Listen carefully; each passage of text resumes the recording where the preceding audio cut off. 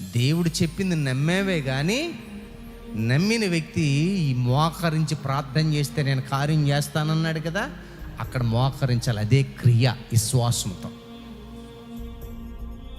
చాలామంది ఆమేన్ హల్లెలూయా నమ్ముతారు, బాగానే ఉంటారు, కానీ ఇంటికి వెళ్ళేసరికి ఆ విశ్వాస క్రియ ఉండదు.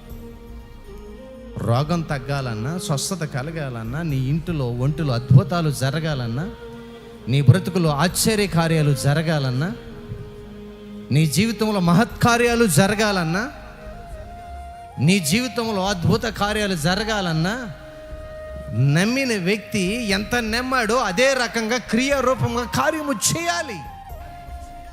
అలాగే దేవుడు చెప్పిన మాట మీద నీకు ఎంత నమ్మిక ఉందో, నువ్వు ఇలా చేస్తే కార్యం చేస్తానని చెప్పిన మాట మీద ఎంత నమ్మకం ఉందో, నీవు చేయవలసింది కూడా ఖచ్చితంగా చేస్తే ఖచ్చితంగా అద్భుతము చూస్తా.